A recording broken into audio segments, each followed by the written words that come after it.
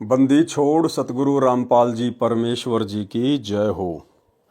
परम पिता परमात्मा सारी सृष्टि के रचनहार, कुल मालिक, असंख्य ब्रह्मांडों के स्वामी, जगत गुरु, तीनों लोकों में प्रवेश करके सबका धारण पोषण करने वाले, राजाधिराज, आत्माधार, नाथों के नाथ, देवों के देव महादेव, सर्वेश्वर महेश्वर, मृत्युंजय, अजरो अमर, आदि अनादि सनातनी प्रभु, जगत पिता जगदीश्वर, श्री श्री 1008 की उपाधि के वास्तविक अधिकारी, अकाल मूरत शब्द स्वरूपी राम वासुदेव, सर्वगतम ब्रह्म, परम पूज्य, प्रथम पूज्य, परम संत, परम पुरुष, परम धनी, परम दयालु, सत्य कबीर, हक्का कबीर, अल्लाहु कबीर, अल्लाहु अकबर, बाखबर, अल्लाह ताला, जगत के तारणहार, जगत के मुक्तिदाता, जगत के जगन्नाथ, हारे के सहारे, हिंदुओं के राम, मुसलमानों के अल्लाह, सिखों के वाहिगुरु, ईसाइयों के मसीह, दया के सागर दयानिधि, करुणा के सागर करुणानिधि, स्वयंभू परिभू, संकट मोचन, कष्ट हरण, मंगल करण, दुख भंजन, अविगत कबीर, निर्विकार निर्विषम परमात्मा, अलय अलेख सतगुरु, आदि अनादि सतगुरु, असली मर्यादा पुरुषोत्तम, असली राम, असली कृष्ण, असली घनश्याम, असली मुरारी, राजाओं के राजा, महाराजाओं के महाराजा, शहंशाहों के शहंशाह, सम्राटों के सम्राट, भगवानों के भगवान, अल्लाहों के अल्लाह, प्रभुओं के प्रभु, मसीहाओं के मसीह, सच्चे वाहिगुरु, बाबाओं के बाबा, पीरों के पीर, सेठों के सेठ, जगत सेठ, सावड़सा सेठ, सर्वगुण संपन्न, अनंत कोटि कलाओं के स्वामी, अनंत कोटि ब्रह्मांडों के नायक, योगियों में महायोगी, ध्यानियों में महाध्यानी, सिद्धों में परम सिद्ध, ज्ञानियों में तत्व ज्ञानी, ब्रह्म ज्ञानी, महाज्ञानी, परम ज्ञानी, सर्वश्रेष्ठ ज्ञानी, विज्ञानी, युवा कबीर, समरथ कबीर, असमवात, अमित ओजा, सच्चे रहनुमा, करीम अल्लाह, सुभान अल्लाह, दुनिया के अंतिम पैगंबर। 8 सितंबर 1951 से गांव धनाना, जिला सोनीपत, हरियाणा, भारतवर्ष की पावन भूमि पे प्रकट रियल कल की भगवान श्री नारायण साकार हरि, श्री बाबा साहिब, शब्द स्वरूपी राम, संत श्रोमणी सतगुरु रामपाल जी परमेश्वर जी के चरण कमल में साध संगति से जुड़े हुए देश विदेश से सभी सत्सेवक भाई बहनों का अनंत कोटि दंडवत प्रणाम। सत्साई भाई और बहनों, दया पूज्य गुरुदेव भगवान की, सतगुरु रामपाल जी परमेश्वर जी की, वर्तमान के कल की भगवान की, जिनकी विशेष रजा से, विशेष मेहर से आप और हम सभी साध संगति से जुड़े हुए सत्सेवक भाई बहन पूज्य गुरुदेव जी के तत्व ज्ञान को आधार बनाकर अपनी आत्मा के कल्याणार्थ हेतु भक्ति मार्ग पर दृढ़ता के साथ आगे बढ़ रहे हैं। भाई और बहनों, इस कलयुग की बिचली पीढ़ी में साध संगति का नसीब होना ये एक विशेष मेहर होती है सतगुरु की अपनी विशेष आत्माओं के ऊपर। आप और हम सभी आत्माओं ने गुरुदेव भगवान की इस मेहर को इसी प्रकार से अंत तक मर्यादाओं में रहकर गुरु को इष्ट मानकर बनाए रखना है। भाई और बहनों, कबीर सागर के सरलार्थ के ऊपर वीडियो बनाने की जो श्रृंखला जारी थी, पूज्य गुरुदेव भगवान के आशीर्वाद से वो संपन्न हुई। लगभग 60 वीडियो कबीर सागर के सरलार्थ के ऊपर बने हैं। बहुत सारी बातें भक्ति मार्ग से संबंधित, जो बातें अभी तक सतगुरुदेव भगवान अपने सत्संगों में आप और हम तुच्छ जीवों की तुच्छ बुद्धि को देखते हुए नहीं कह पाए थे, वे सारी बातें गुरुदेव ने अपने कर कमल से कबीर सागर के सरलार्थ में पहले ही लिख दी थी। और जैसे ही समय आया तो गुरुदेव भगवान ने साध संगत वालों को निमित्त बनाकर उसके ऊपर वीडियो बनवाकर उन सभी गूढ़ रहस्यों को सार्वजनिक भी करवा दिया। और कबीर सागर के सरलार्थ के ऊपर बने 60 वीडियो देखकर आप और हम भगत भाई बहनों का विश्वास, हमारी दृढ़ता किस कदर भक्ति मार्ग पर बढ़ी है, आप और हम शब्दों में बयान भी नहीं कर सकते। जो भाई बहन अभी तक कबीर सागर के सरलार्थ के ऊपर बन चुके वीडियो नहीं देख पाए हैं, प्रार्थना है दास के Facebook page Pawan Das is live के ऊपर जाकर आप जी वीडियो जरूर देखें। उसके बाद भाई और बहनों, अब गुरुदेव भगवान ने और विशेष मेहर बख्शी है, दया बख्शी है, क्योंकि परमेश्वर तो यही चाहते हैं कि कलयुग की बिचली पीढ़ी में जिन जिन आत्माओं को मैंने चुन लिया है मोक्ष के लिए और साध संगति से जोड़कर जिनकी ट्रेनिंग हो रही है, उन आत्माओं को निरंतर दृढ़ ही करता रहूं। तो गुरुदेव ने दया बख्शी। अब उनके कर कमल से लिखित दूसरी पवित्र पुस्तक, पवित्र ग्रंथ मुक्ति बोध, जो लगभग 575 पेज की है, अब इसके ऊपर वीडियो बनाने की श्रृंखला शुरू हो चुकी है और मुक्ति बोध के ऊपर आज हमारा ये पहले नंबर का वीडियो है। इससे पहले भाई और बहनों, एक छोटी सी बात का दास जिक्र करना चाहेगा ताकि आप साध संगति से जुड़े हुए भगत भाई बहनों को विश्वास हो कि साध संगति के माध्यम से परमात्मा जो भी वीडियो बनवाते हैं, जो भी बातें कहलवाते हैं, वे पूर्णतया सत्य होती हैं, भले वे बातें आगे जाकर संगत में सार्वजनिक हों। और जो भगत भाई बहन सतलोक आश्रमों से जुड़े हुए हैं, वो सतलोक आश्रम जो वर्तमान 2024 तक सतगुरु रामपाल जी परमेश्वर जी की गैर हाजिरी में भगत समाज को काल की गोद में बैठाता जा रहा है, सतगुरुदेव भगवान के सत्संग और भक्ति विधान के विरुद्ध कुकर्म करवाकर भगत समाज को निरंतर काल के मुंह में बैठा रहा है। वो लोग किस कदर धोखा खा चुके हैं साध संगति से ना जुड़कर, साध संगति के वीडियो ना देखकर।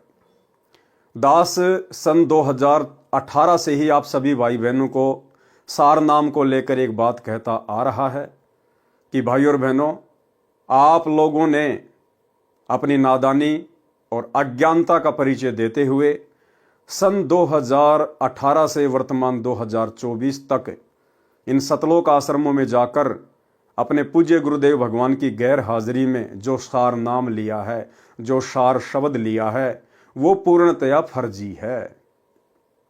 2018 से दास वीडियो बनाकर आप जियों को ये सूचना देता आ रहा है। बहुत सारे भगत भाई बहनों के ये बातें गले नहीं उतरी कि भाई वो फर्जी कैसे हो सकता है, हमें तो डीवीडी से दिया जाता है, डीवीडी में तो गुरुजी बोल रहे हैं, फिर वो फर्जी कैसे हुआ। लेकिन दास आप लोगों को एक ही बात बोलता आया था कि भाई और बहनों, अभी तक गुरुदेव ने किसी को ओरिजिनल सार नाम दिया ही नहीं है। सार शब्द की तो आप बात ही छोड़ दीजिए, अभी तक संगत में कोई ओरिजिनल सार नाम के योग्य हुआ ही नहीं है।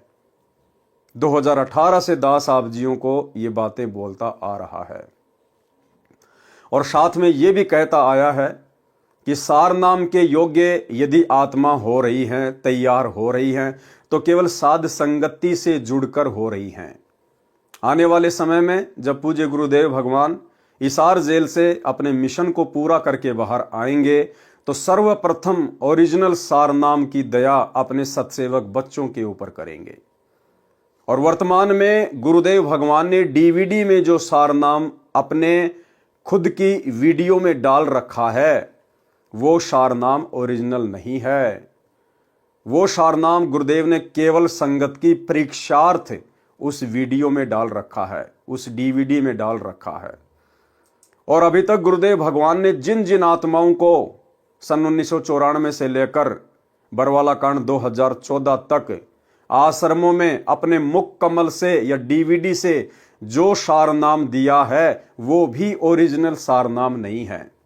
क्योंकि आज वर्तमान में गुरुदेव के जेल जाने के बाद भी वही डीवीडी वाला सार नाम भगत समाज को दिया जा रहा है।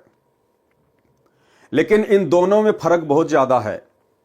गुरुदेव भगवान के आश्रम में रहते सहते सार नाम देना और गुरुदेव के जेल जाने के बाद उनके कलयुगी परिवार के द्वारा इन आश्रमों में सार नाम दिया जाना, इन दोनों बातों में बहुत ज्यादा अंतर है भाई और बहनों। सार नाम तो दोनों ही असली नहीं है, क्योंकि अभी तक गुरुदेव ने किसी को ओरिजिनल सार नाम देना ही नहीं था, अभी तक संगत में कोई योग्य ही नहीं था। लेकिन जिन जिन भाई बहनों ने 2014 बरवाला कांड से पहले पूज्य गुरुदेव भगवान से जो सार नाम लिया है, उन भगत भाई बहनों के लिए वो सार नाम जैसा ही काम करेगा यदि वे आत्माएं विश्वास के साथ उस नाम का जाप करेंगी तो।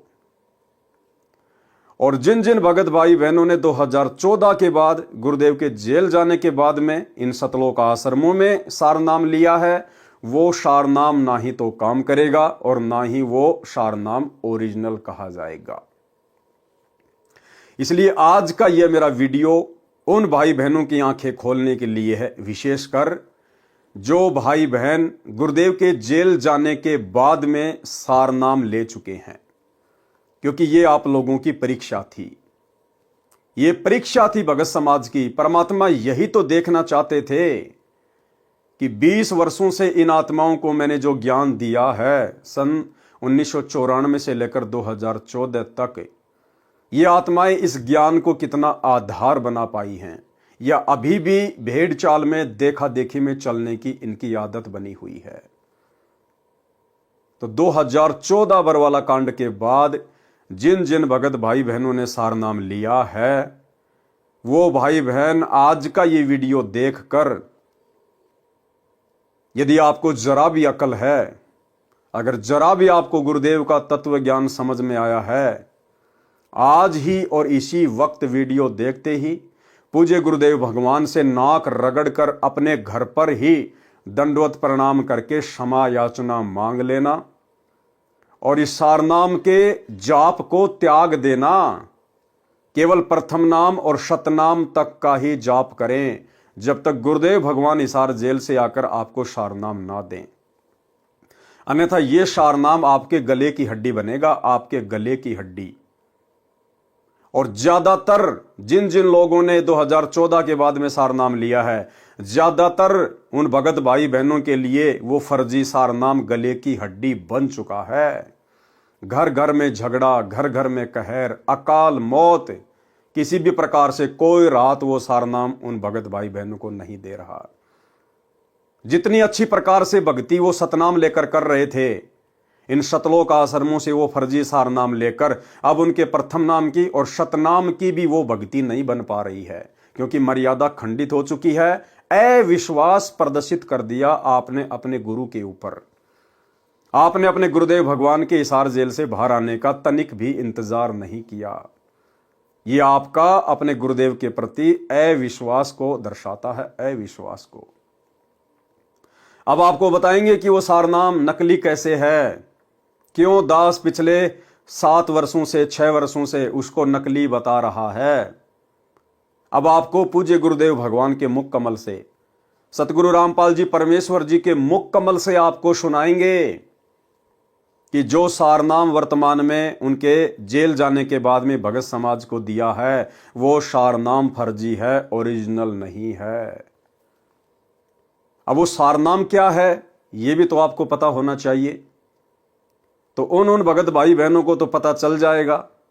अभी एक छोटा सा वीडियो मैं आपको दिखाऊंगा नितिन रायजादा का। नितिन रायजादा के बारे में आप जानते ही होंगे, काल प्रेरित आत्मा है, विशेषकर सतगुरु रामपाल जी परमेश्वर जी के भक्तों के पीछे हाथ धो के पड़ा हुआ है। अंत में मिलेगा कुछ नहीं सिवाय खुद की बर्बादी के।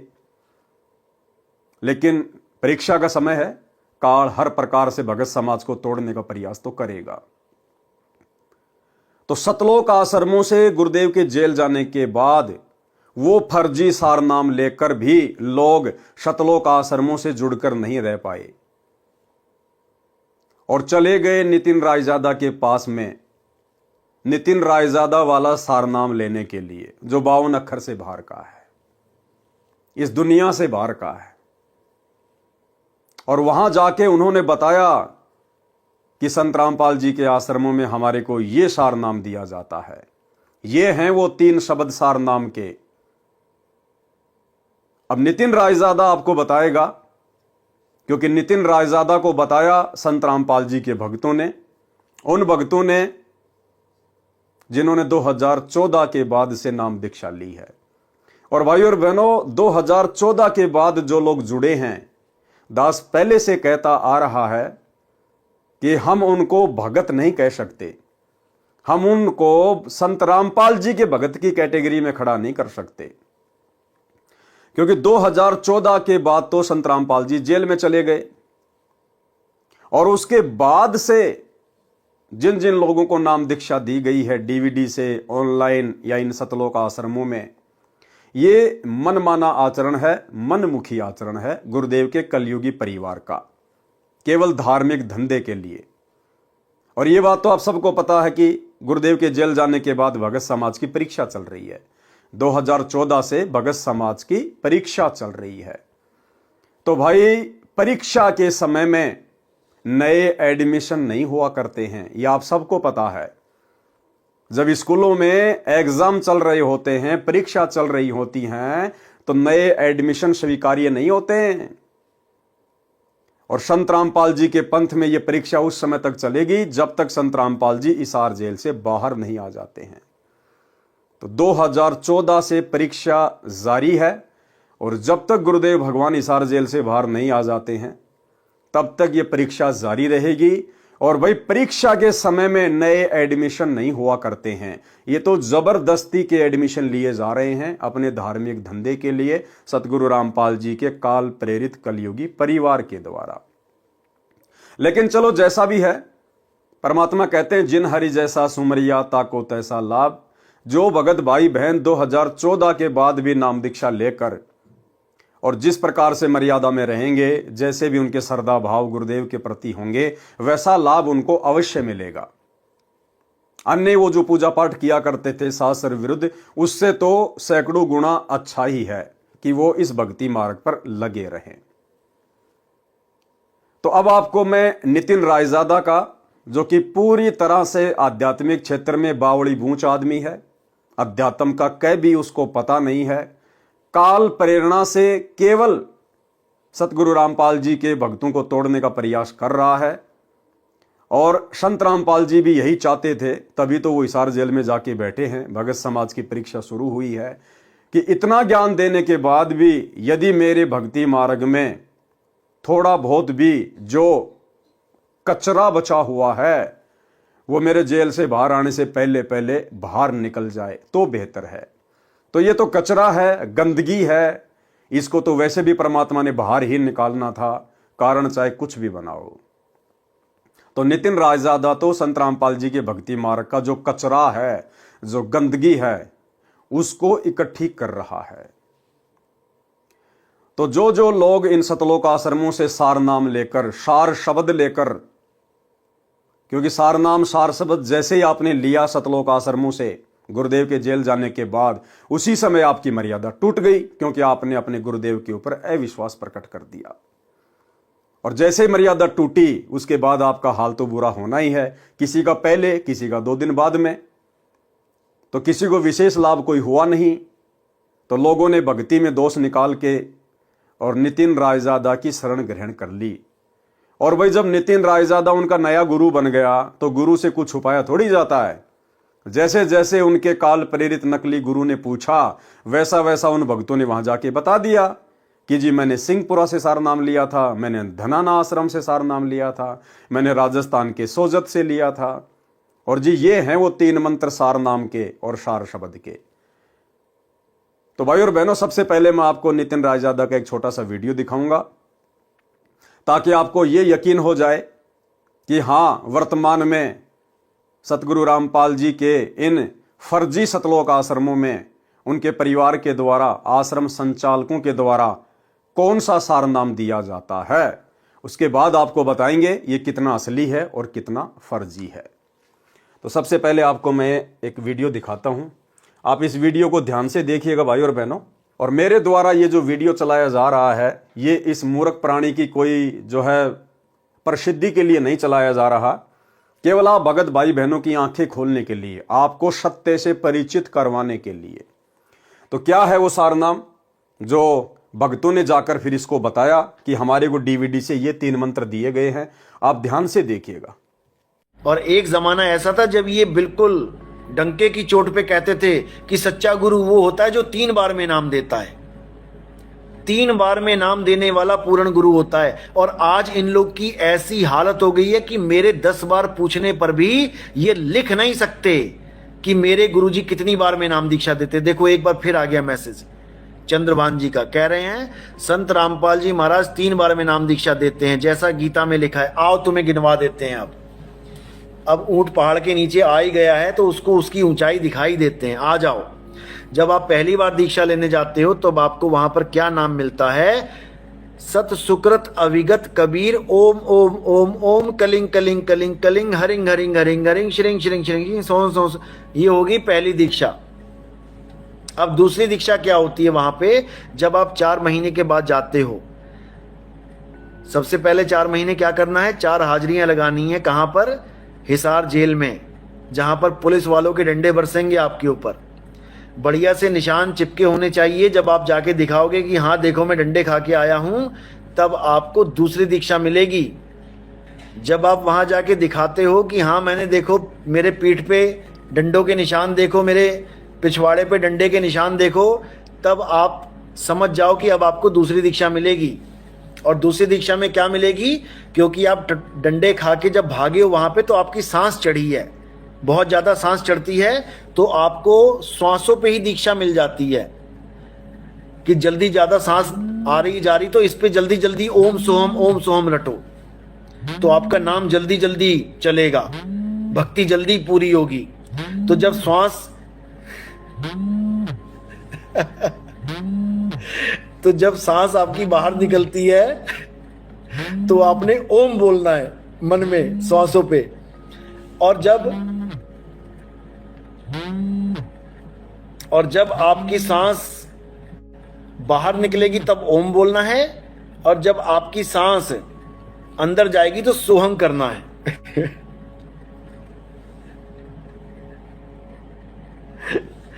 तो जब ओम सोहम चलेगा, तो ये आपकी दूसरी दीक्षा हो जाएगी।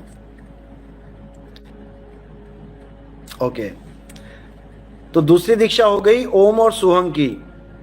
अब जो तीसरी दीक्षा है वो क्या है, ओम सोहम के साथ इन्होंने फिट कर दिया है सत कबीर।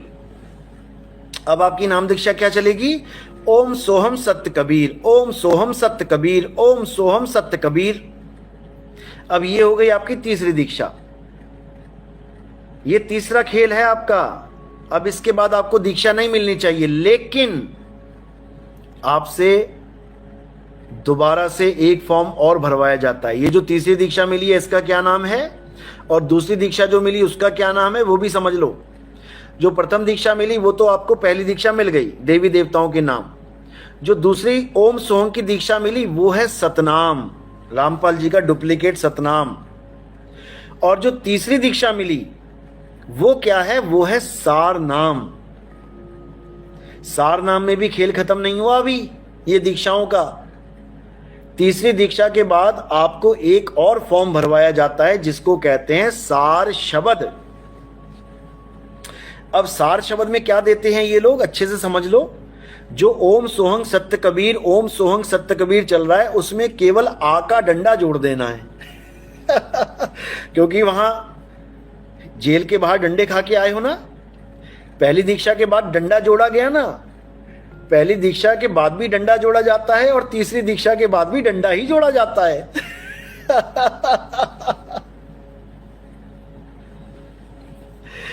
कबीर के साथ केवल आ का डंडा जोड़ के कबीरा बना देना है, बस हो गया। ओम सोहम सत्य कबीरा, ओम सोहम सत्य कबीरा, ओम सोहम सत्य कबीरा।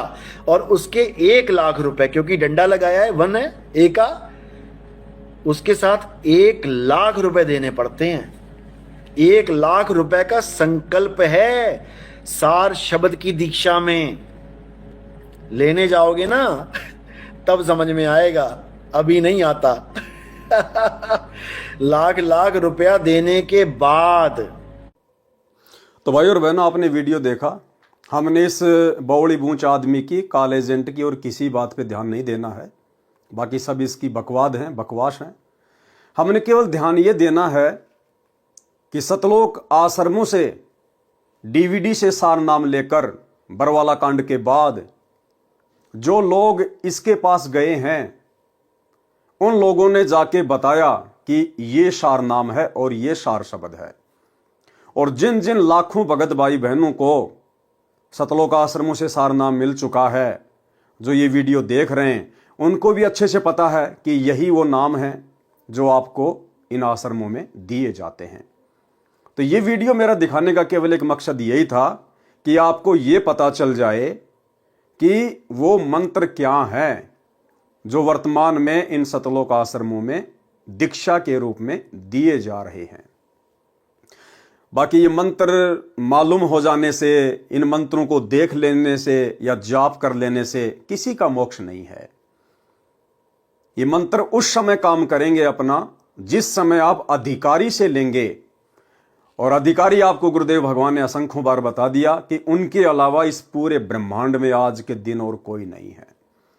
जब तक हम पूज्य गुरुदेव जी से ये तीनों मंत्र प्राप्त नहीं करेंगे, विधिवत दीक्षा ग्रहण नहीं करेंगे, तब तक ये मंत्र मोक्ष में किसी प्रकार का कोई काम नहीं करेंगे, और इनको मनमुखी रूप से जपने का भी कोई फायदा नहीं है। तो आपको बस मंत्रों के बारे में मुझे बताना था कि वो मंत्र क्या हैं। अब भाई और बहनों, आपको आगे लेके चलता हूं, पूज्य गुरुदेव का एक छोटा सा वीडियो दिखाता हूं आपको।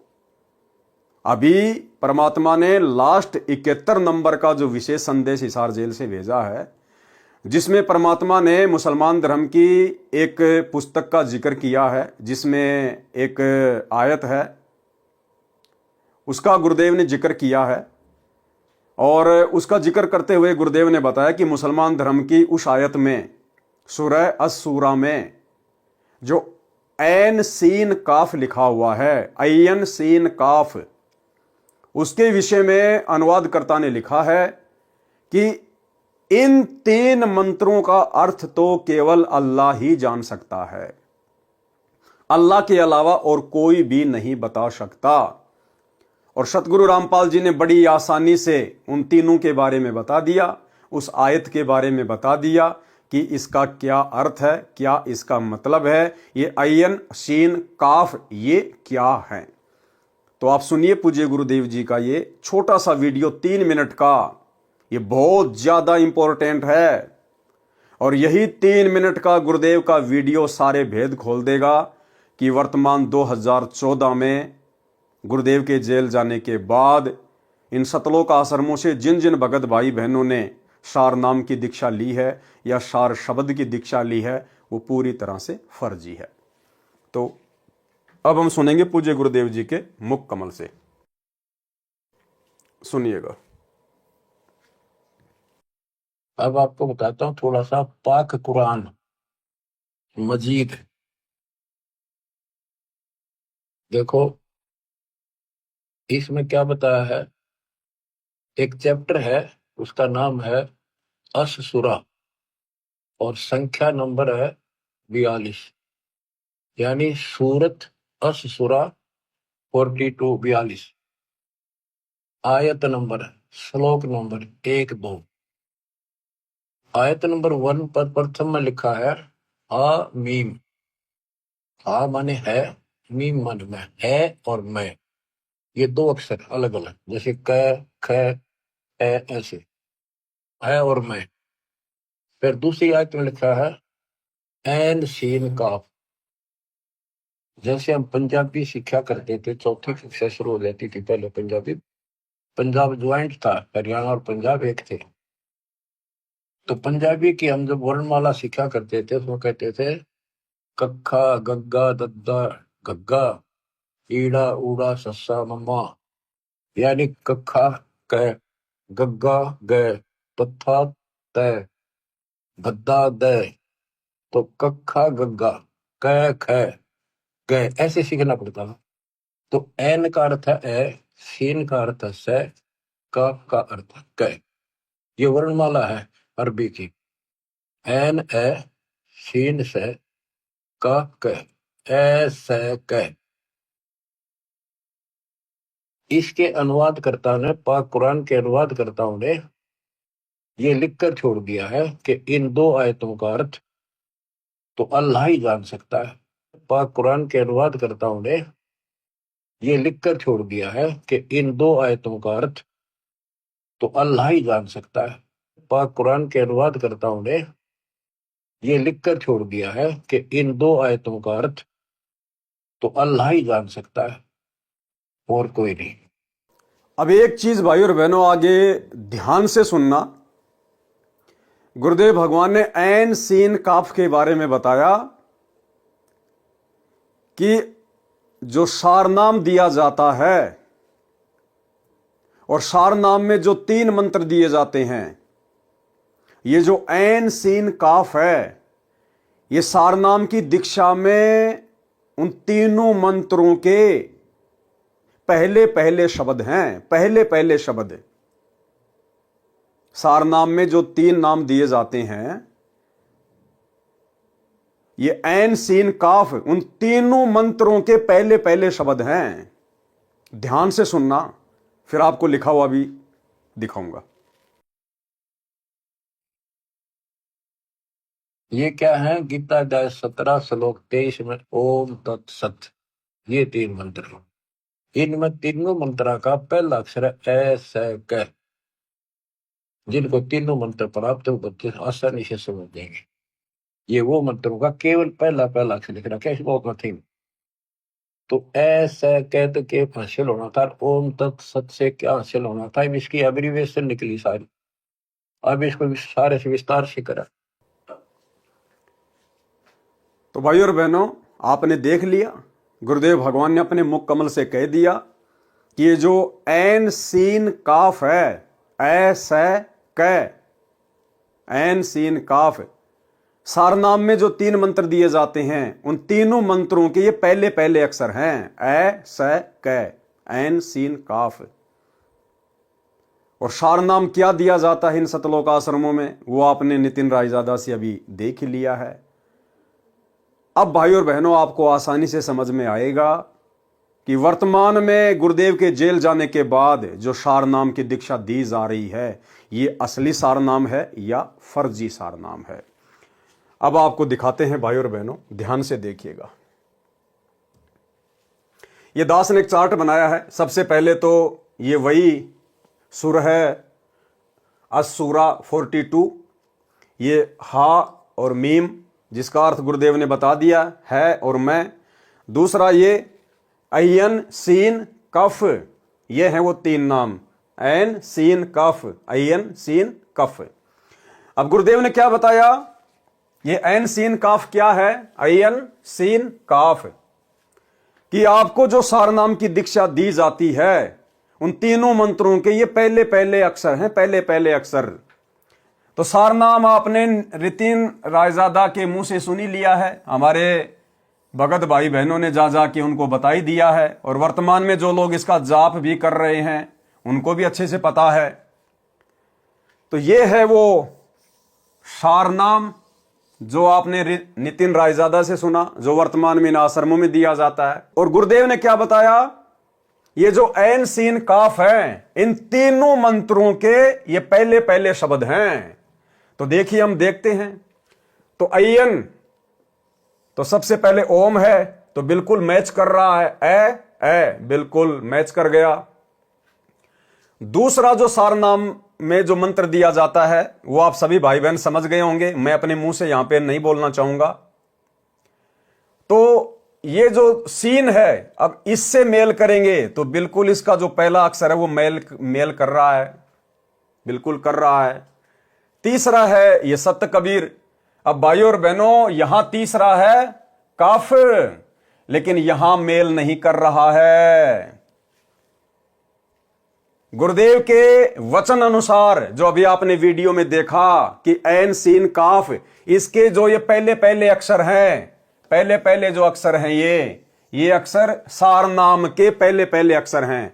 तो भाई ये जो अयन है, इसका पहला अक्षर मिल गया, सीन का भी पहला अक्षर मिल गया, लेकिन भाई ये जो है कफ, इसका पहला अक्षर मेल नहीं खा रहा है। इसका है कफ कै और यहां है स, ये मेल नहीं खा रहा है। जबकि गुरुदेव के वचन अनुसार तो ये मेल खाना चाहिए। साधु बोले सहज स्वभाव, साधु का बोला मिथ्या ना जाए, और संत वचन पलटे नहीं चाहे पलट जाए ब्रह्मांड।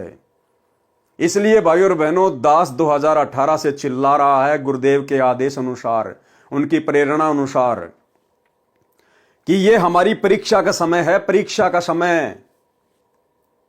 और इस समय हम भगत भाई बहनों ने सतलोक आश्रम वालों से सारनाम नहीं लेना चाहिए, बहुत बड़ा धोखा खा जाओगे, गुरुदेव भगवान की नजरों में नीचे गिर जाओगे। और गिर गए लाखों की संख्या में, गुरुदेव भगवान की नजरों में लाखों की संख्या में नीचे गिर गए। अब देख लो जिन जिन भगत भाई बहनों को सतलोक आश्रमों से सार नाम प्राप्त है, उन सबको पता है कि हां, यही वो 3 मंत्र हैं जो हमें डीवीडी से दिए गए हैं। और गुरुदेव ने यह भी क्लियर कर दिया, अयन सीन काफ, इनके जो पहले पहले जो अक्षर हैं वो सार शब्द से मेल करने चाहिए, लेकिन नहीं कर रहे हैं। अब नहीं कर रहे हैं तो क्या हुआ? गलत हुआ भाई। तो भाई और बहनों, कितना बड़ा धोखा भगत समाज ने खुद अपनी नादानी के चलते खा लिया है।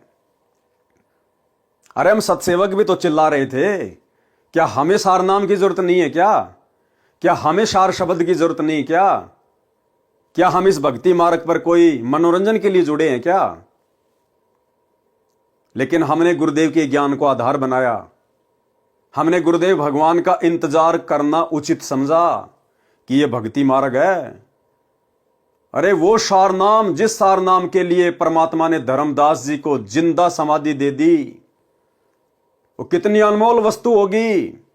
और ऐसी अनमोल वस्तु क्या सतगुरु रामपाल जी अपने कलयुगी परिवार के हाथों में एक 15 रुपए की डीवीडी में डालकर आलू टमाटर की तरह बांटने के लिए देकर चले जाएंगे? और वो सतलोक आश्रम मैनेजमेंट हरियाणा, जिनके कुकर्मों के चलते, जिनकी मनमानी हरकतों के चलते, काल प्रेरणा के चलते भी ये बरवाला कांड 2014 हुआ।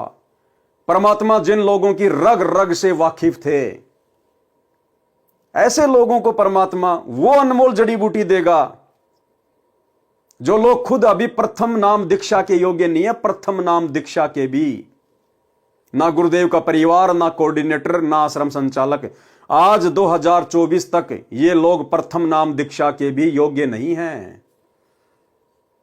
और वो सार नाम जिसको देने के लिए परमात्मा सतलोक से चलकर स्वयं आता है,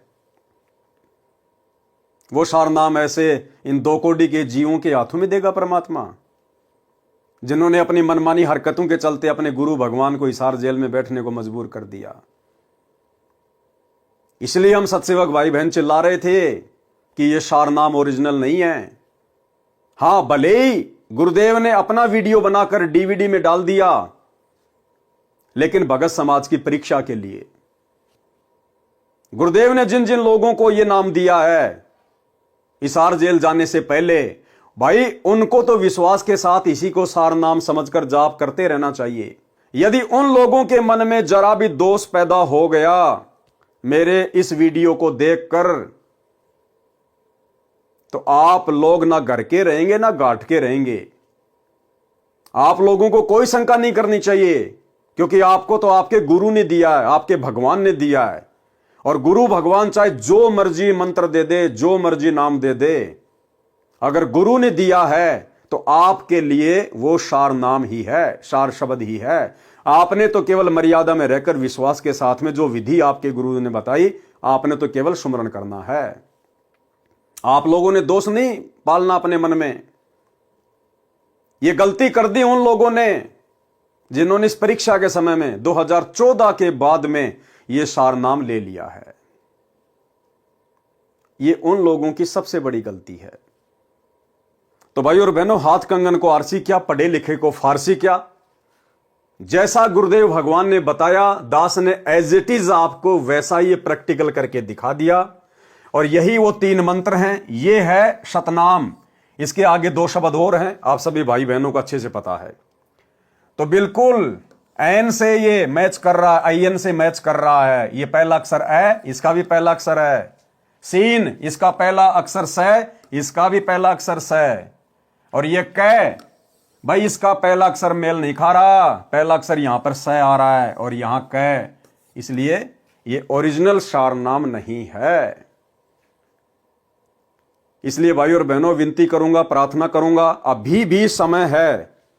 जो भगत भाई बहन लाखों की संख्या में काल के शिकार हो चुके हैं, काल के षड्यंत्र के शिकार हो चुके हैं, जिन्होंने गुरुदेव के जेल जाने के बाद में अपनी नादानी दिखाई, अपनी अज्ञानता दिखाई और जल्दबाजी में, देखा देखी में, और पहुंच गए सतलोक आश्रमों में लेके अपने नाम दीक्षा का फॉर्म। जिन जिन भाई बहनों ने ये फर्जी सारनाम सतलोक आश्रम मैनेजमेंट हरियाणा से लिया है, गुरुदेव के जेल जाने के बाद लिया है, उन आत्माओं को अभी भी मौका है, अन्यथा आप लोगों की जो दुर्गति होगी वो शायद ही किसी और की होगी। क्योंकि आपने सबसे बड़ा विश्वासघात किया अपने गुरुदेव के साथ, सबसे बड़ा विश्वासघात। अरे कौन दे सकता है सारनाम? इस धरती पर तो कोई प्रथम नाम देने का भी अधिकारी नहीं है, प्रथम नाम देने का अधिकारी भी वो भी परमात्मा ने स्वयं माना पड़ता है। और सार नाम, सार शब्द, और आप लोगों ने अपने जैसे 2 कोड़ी के जीवों से ले लिया। फिर भगवान क्यों आया धरती पे? अरे जब सार नाम सार शब्द भगत ही भगत को दे रहा है तो भगवान क्या भेड़ बकरियां चराने आया यहां पर सतलोक से? जरा भी दिमाग नहीं लगाया तुम लोगों ने। ये थी परीक्षा, अभी भी समय है। गुरुदेव भगवान से नाक रगड़ रगड़ के अगर बात समझ में आई है तो अपने घर पर ही नाक रगड़ रगड़ के गुरुदेव से समायाचना कीजिए, रो रो के, कि परमात्मा नादान हूं, ये बंदी छोड़, 2 कोड़ी का तुच्छ जीव हूं मालिक, क्षमा करना, पापी आत्मा हूं, बंदी छोड़, बहुत बड़ी गलती हो गई, आगे से ध्यान रखूंगा परमात्मा। और आज ही मैं इस सार नाम का जाप करना छोड़ रहा हूं, केवल प्रथम नाम और शतनाम का ही स्मरण करूंगा।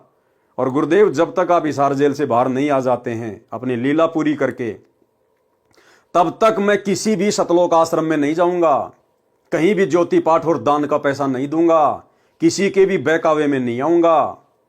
सात संगति से जुड़कर अपने घर को आश्रम बनाकर, ज्ञान को आधार बनाकर अपनी भक्ति करूंगा।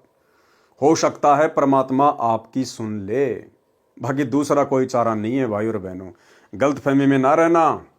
हवा निकल गई है हजारों की संख्या में उन भगत भाई बहनों की, दुर्गतियां हो रही हैं जिन्होंने ये फर्जी सार नाम ले लिए। तो ये आप लोगों को दिखाना था, उम्मीद करूंगा बात समझ में आ गई होगी। अब भाई और बहनों, हम आगे बढ़ते हैं आज के अपने मुख्य टॉपिक के ऊपर। पवित्र ग्रंथ मुक्ति बोध जो पूज्य गुरुदेव जी ने अपने कर कमल से लिखी है, आप और हमारे सामने है, आप और हमारे हाथों में है। आज इसका ये पहला वीडियो हम गुरुदेव भगवान के विशेष आशीर्वाद से बनाने जा रहे हैं। और भाई और बहनों, कोई भी धर्म ग्रंथ होता है, कोई भी पुस्तक होती है, शुरुआत के 2, 4, 5 वीडियो केवल उसकी भूमिका बनाते हैं, केवल भूमिका। जैसे हम लोग पहले फिल्में देखा करते थे 3 घंटे की, तो आधे घंटे की तो भूमिका बनती थी, कुछ विशेष समझ में नहीं आता था। इसी प्रकार से कोई भी ग्रंथ, कोई भी पुस्तक होती है, शुरुआत में 10, 15, 20, 25 उसके जो पेज होते हैं वो एक प्रकार से भूमिका होती है। आप लोगों को बताया जाता है कि ये किस संदर्भ में है, कौन कौन इसके पात्र हैं, क्यों ये पुस्तक लिखी गई है। लेकिन ये पवित्र ग्रंथ मुक्ति बोध, ये आदरणीय गरीबदास जी महाराज जी का जो सदग्रंथ साहिब है, जिसमें 24,000 वाणियां हैं, ये उन वाणियों के सरलार्थ को लेकर है।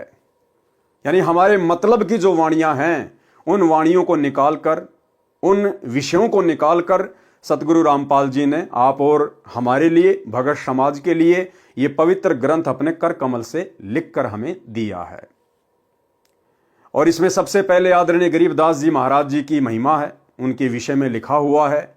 वे कौन थे, कहाँ के रहने वाले थे, कैसे उनको परमात्मा मिले, परमात्मा मिलने के बाद उन्होंने आध्यात्मिक क्षेत्र में क्या किया, तो ये उनके विषय में है। चूंकि भाई और बहनों, गुरुदेव भगवान के कर कमल से लिखित है और महापुरुषों की जीवनी पर है, इसलिए इस पवित्र ग्रंथ को पढ़ने और सुनने से भी हम ढेर सारे पुण्य के भागी बनते हैं। और जितना हम इन महापुरुषों की जीवनी को पढ़ेंगे, हमें उतना ही फायदा है, उतना ही लाभ है। तो इस पवित्र ग्रंथ में कुछ एक बातें वहीं आएंगी शुरुआत में, जो बातें अन्य गुरुदेव के कर कमल से लिखित पुस्तकों में गुरुदेव ने लिखी हुई हैं, जिनके ऊपर हम वीडियो बना चुके हैं। तो हम भगत भाई बहनों ने उसी जोश और उसी उमंग के साथ में इनको पढ़ना है, क्योंकि हमारे पूज्य गुरुदेव जी के कर कमल से लिखी हुई है। फिर जैसे जैसे हम आगे बढ़ेंगे, 4, 5, 6 वीडियो में आगे बढ़ेंगे, उसके बाद भाई और बहनों, परमात्मा ने अनमोल खजाना आप और हमारे अंदर इतना दृढ़ विश्वास पैदा हो जाएगा, अगर ब्रह्मा विष्णु महेश भी आकर हमें डगमग करने का प्रयास करें तो मुंह की खा के जाएंगे। फिर ये छोटे मोटे काल के एजेंट, भला इनकी तो औकात ही क्या है, जिनके चक्कर में सतलोक आश्रमों से फर्जी सार नाम सार शब्द लेकर लोग अपने जीवन का सत्यानाश करवाने के लिए जा रहे हैं। तो अब हम शुरुआत करते हैं पूज्य गुरुदेव भगवान के कर कमल से लिखित इस पवित्र ग्रंथ से। मुक्ति बोध निवेदन। इस पवित्र पुस्तक मुक्ति बोध में संत गरीबदास जी के अमर ग्रंथ के सरलार्थ से कुछ अंग लिखे हैं जो भिन्न पुस्तक बनाई है। इसमें संत गरीबदास जी के अमर ग्रंथ के सरलार्थ की एक झलक है। दूसरे शब्दों में सरलार्थ का नमूना यानी सैंपल है। जैसे कुएं से एक बाल्टी जल निकालकर उसे पीकर जांचा जाता है कि मीठा है या खारा है। अन्य उदाहरण, व्यापारी लोग बोरी में परखी मारकर कुछ माल निकालकर जांच कर लेते हैं कि बोरी में कैसा माल है।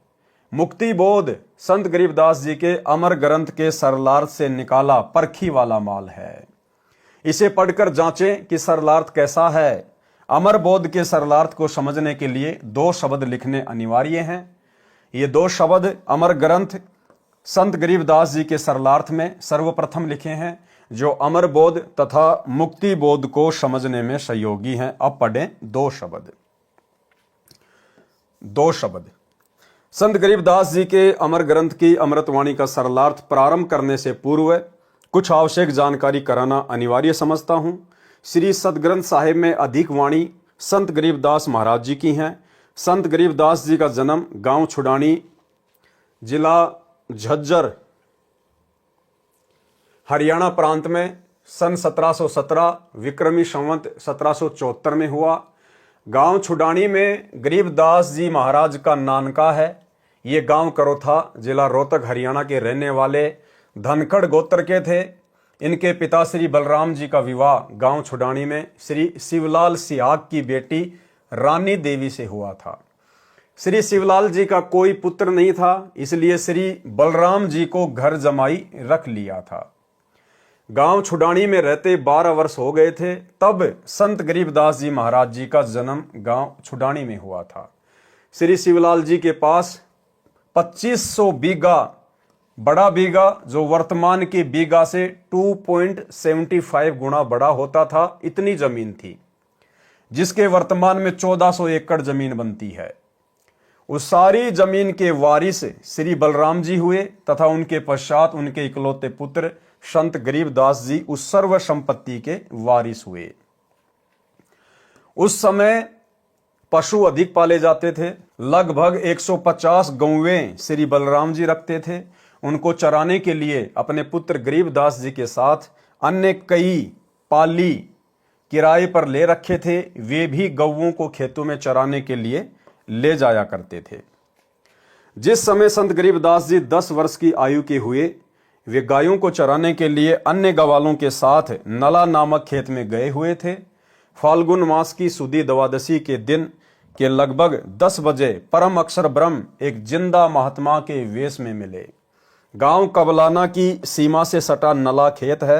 सर्व गवाले एक जांडी के पेड़ के नीचे बैठकर खाना खा रहे थे। वह पेड़ गांव कबलाना से छुडानी को जाने वाले कच्चे रास्ते पर था। वर्तमान में सरकार ने उस रास्ते पर सड़क का निर्माण करवा दिया है। परमेश्वर कबीर जी सतलोक से पेड़ से कुछ दूरी पर उतरे। रास्ते रास्ते कबलाना की ओर छुडानी को जाने लगे। जब गवालों के पास आए तो गवालों ने कहा, बाबा जी आदेश। राम राम। परमेश्वर जी ने कहा, राम राम। गवालों ने कहा कि बाबा जी खाना खाओ। परमेश्वर जी ने कहा कि खाना तो मैं अपने गांव से खाकर चला था। गवालों ने कहा कि महाराज खाना नहीं खाते तो दूध तो अवश्य पीना पड़ेगा। हम अतिथि को कुछ खाए पिए बिना नहीं जाने देते। परमेश्वर ने कहा कि मुझे दूध पिला दो, और सुनो, मैं कंवारी गाय का दूध पीता हूं। जो बड़ी आयु के पाली यानी गवाले थे, उन्होंने कहा कि आप तो मजाक कर रहे हो, आप जी की दूध पीने की नीयत नहीं है। कंवारी गाय भी कभी दूध देती है। परमेश्वर ने फिर कहा कि मैं कंवारी गाय का दूध पीऊंगा। गरीबदास बालक ने एक बछिया जिसकी आयु 1.5 वर्ष की थी, जिंदा बाबा के पास लाकर खड़ी कर दी। परमात्मा ने बछिया की कमर पर आशीर्वाद भरा हाथ रख दिया। बछिया के स्तन लंबे लंबे हो गए। एक मिट्टी के लगभग 5 किलोग्राम की समता के पात्र बरोले को बछिया के स्तनों के नीचे रखा। स्तनों से अपने आप दूध निकलने लगा। मिट्टी का पात्र भर जाने पर दूध निकलना बंद हो गया। पहले जिंदा बाबा ने पिया। शेष दूध को अन्य पालियों गवालों को पीने के लिए कहा तो बड़ी आयु के गवाले जो संख्या में 10-12 थे कहने लगे कि बाबा जी, कवारी गाय का दूध तो पाप का दूध है, हम नहीं पिएंगे। दूसरे, आप ना जाने किस जाति के हो, आपका झूठा दूध हम नहीं पिएंगे। तीसरे, ये दूध आपने जादू जंत्र करके निकाला है, हम पर जादू जंत्र का कुप्रभाव पड़ेगा। ये कहकर जिस जांडी के पेड़ के नीचे बैठे थे वहां से चले गए। दूर जाकर किसी वृक्ष के नीचे बैठ गए। तब बालक गरीबदास जी ने कहा कि हे बाबा जी, आपका झूठा दूध तो अमृत है, मुझे दीजिए। कुछ दूध बालक गरीबदास जी ने पिया। परमेश्वर जिंदा वेशधारी ने संत गरीबदास जी को ज्ञान उपदेश दिया, तत्व ज्ञान, सूक्ष्म वेद का ज्ञान बताया।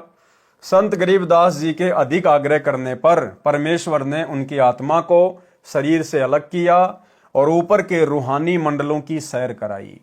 एक ब्रह्मांड में बने सर्व लोकों को दिखाया। श्री ब्रह्मा, श्री विष्णु तथा शिव जी से मिलाया। उसके पश्चात ब्रह्मलोक तथा श्री देवी दुर्गा का लोक दिखाया।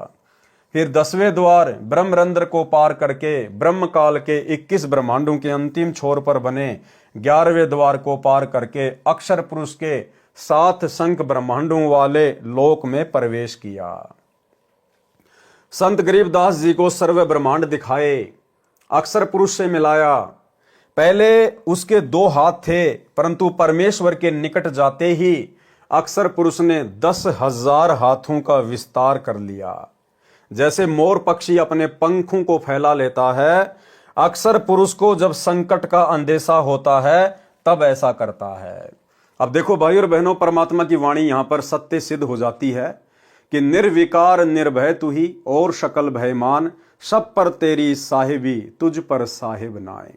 कि हे कबीर परमेश्वर सतगुरु रामपाल जी, आपके अलावा इस पूरी सृष्टि में ना ही तो कोई निर्विकार है और ना ही कोई निर्भय है। अक्षर पुरुष 7 संख ब्रह्मांडों का स्वामी, 10,000 कलाओं का स्वामी। और जैसे ही उसने कबीर परमेश्वर जी को देखा, उसे संकट का अंदेशा हुआ। और जब अक्षर पुरुष को संकट का आभास होता है, उस समय वो अपनी शक्ति का जो है वो प्रदर्शन करता है, सामने वाले को डराने के लिए, भयभीत करने के लिए। तो अक्षर पुरुष भी भय मुक्त नहीं है, उसने भी भय युक्त होकर डर के मारे कि ये कौन आ गया मेरे लोक में, सीधा चला आ रहा है, किसकी हिम्मत हो गई ऐसे। अपने ऊपर आपत्ति आती हुई देखकर और अपने 10,000 हाथों का विस्तार कर लिया, अपना विकराल शरीर बना लिया उसने, अपनी शक्ति का पूरा उसने प्रदर्शन किया। इसलिए भाई और बहनों, परमेश्वर कहते हैं निर्विकार निर्भय तू ही और शकल भयमान, और सब पर तेरी साहिबी तुझ पर साहिब नाए। तो सृष्टि में एकमात्र जो निर्विकार परमात्मा है, निर्भय परमात्मा है, सतगुरु रामपाल जी परमेश्वर जी हैं, जो यहां पर सिद्ध होता है। अपनी शक्ति का प्रदर्शन करता है, क्योंकि अक्षर पुरुष अधिक से अधिक 10,000 हाथ ही दिखा सकता है। इसके 10,000 हाथ हैं। क्षर पुरुष के यानी काल के 1,000 हाथ हैं। गीता अध्याय 10 व 11 में अपना 1,000 हाथों वाला विराट रूप दिखाया। गीता अध्याय 11 श्लोक 46 में अर्जुन ने कहा कि हे सहस्त्र बाहु, 1,000 भुजाओं वाले, अपने चतुर्भुज रूप में आइए। संत गरीबदास जी को अक्षर पुरुष के 7 संग ब्रह्मांडों के भेद बता वह आंखों दिखाकर परमेश्वर जिंदा बाबा 12वें द्वार के सामने ले गया, जो अक्षर पुरुष के लोक की सीमा पर बना है, जहां से भंवर गुफा में प्रवेश किया जाता है। जिंदा वेशधारी परमेश्वर जी ने संत गरीबदास जी को बताया कि जो 10वां द्वार यानी जो ब्रह्मरंध्र है, वो मैंने शतनाम के जाप से खोला था। जो 11वां द्वार है वह मैंने तत् तथा शत जो सांकेतिक मंत्र है उससे खोला था। अन्य किसी भी मंत्र से उन द्वारों पर लगे ताले नहीं खुलते। अब ये 12वां द्वार है, ये मैं सत शब्द यानी सार नाम से खोलूंगा। हालांकि भाई और बहनों, परमेश्वर को किसी भी मंत्र का जाप करके ये द्वार खोलने की आवश्यकता नहीं होती है, क्योंकि परमेश्वर सर्वशक्तिमान होते हैं। जब उस परमेश्वर की शक्ति से जब श्री कृष्ण जी का जन्म हुआ और जब कंस की जेल में ऑटोमेटिक सातों ताले खुल गए उस कबीर परमेश्वर सतगुरु रामपाल जी की मेहर से, शक्ति से, तो भला जब परमेश्वर कहीं जाएंगे तो दुनिया का ऐसा कौन सा द्वार, ऐसा कौन सा ताला है जो बंद का बंद रह जाए। तो परमेश्वर की शक्ति से वो खुले थे। लेकिन यहां गुरुदेव भगवान ने आदरणीय गरीबदास जी महाराज जी के माध्यम से आप और हमें यह समझाना है कि जब आप ऊपर की यात्रा करोगे तो कौन सा द्वार किस मंत्र के जाप से खुलता है, किस मंत्र का जाप करना होता है, इस जानकारी के लिए गुरुदेव भगवान यहां पर ये बातें लिख रहे हैं। इसके अतिरिक्त किसी नाम के जाप से यह नहीं खुल सकता। तब परमात्मा ने मन ही मन में सार नाम का जाप किया, 12वां द्वार खुल गया और परमेश्वर जिंदा रूप में तथा संत गरीबदास जी की आत्मा भंवर गुफा में प्रवेश कर गए।